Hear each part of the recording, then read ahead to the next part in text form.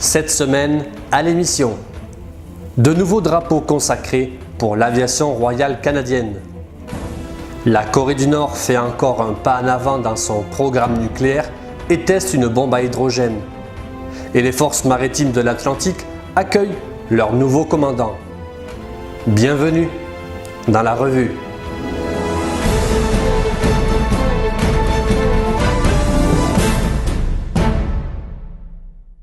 David Johnston, gouverneur général et commandant en chef du Canada, a présenté de nouveaux drapeaux consacrés à l'aviation royale canadienne lors d'un rassemblement et d'une cérémonie militaire qui ont eu lieu à Toronto. L'ensemble de drapeaux consacrés de l'aviation comprend 2 drapeaux. Le drapeau de la reine, qui est l'unifolie avec le monogramme royal au centre, symbolise la loyauté envers la couronne. Le drapeau du commandement, qui est bleu avec l'insigne de l'aviation au centre, symbolise la fierté, la cohésion et le courage de l'aviation royale canadienne.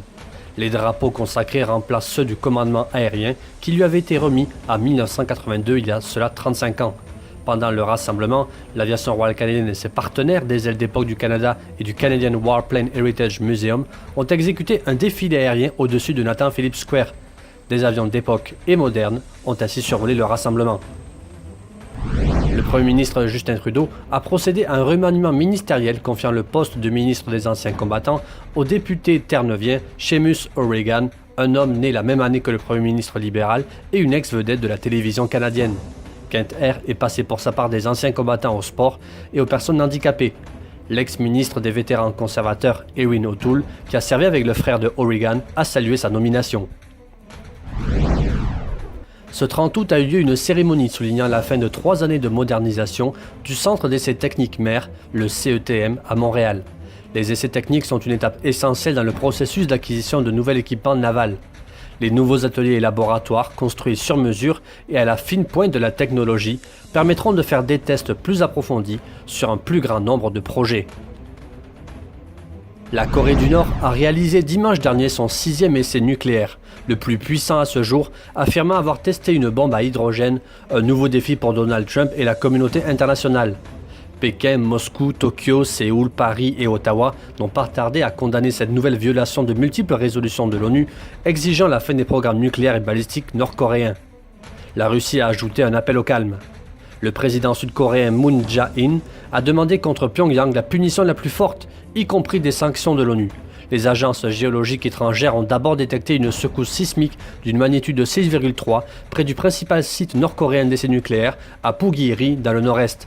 Quelques heures plus tard, une présentatrice de la télévision publique nord-coréenne a annoncé sur un ton jubilatoire le test de la bombe à hydrogène, qui a été une réussite parfaite. Les 4 groupements tactiques multinationaux de l'OTAN déployés en Estonie, Lettonie, Lituanie et Pologne sont maintenant totalement opérationnels, et ce depuis que le groupement dirigé par le Canada, établi au camp Adasi en Lettonie, a achevé son exercice de certification, les 3 autres groupements s'étant déjà soumis à un tel exercice. La réussite du CERTEX confirme que le groupement tactique satisfait aux directives stratégiques de l'OTAN et atteste de son interopérabilité à l'échelle multinationale. Les Proud Boys, un groupe de militaires d'extrême droite qui avait perturbé une cérémonie Micmac le 1er juillet dernier et contre lesquels le général Vance s'était déchaîné, s'en tirent à bon compte pour cette fois. Le contre-amiral John Newton a annoncé que ces 5 membres des forces armées canadiennes, qui ont été relevés de leurs fonctions et réaffectés à d'autres tâches en attendant les résultats de l'enquête, réintégreront leur unité opérationnelle et leurs fonctions habituelles, sauf un qui a depuis quitté les forces. Les forces maritimes de l'Atlantique et la force opérationnelle interarmée de l'Atlantique ont accueilli un nouveau commandant.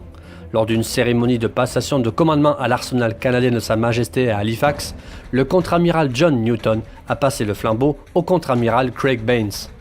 Le commandant de la FMARA et de la FOIA a la responsabilité de la marine canadienne sur la côte Est, ainsi que du déroulement de toutes les opérations nationales courantes ou d'urgence qui ont lieu dans la zone de responsabilité de l'Atlantique en vue d'atteindre les objectifs de défense et de sécurité du Canada. Le nouveau commandant sera fort occupé alors que le Canada s'apprête à recevoir de nouveaux navires dans les prochaines années et bien sûr, il faut préparer les équipages en conséquence.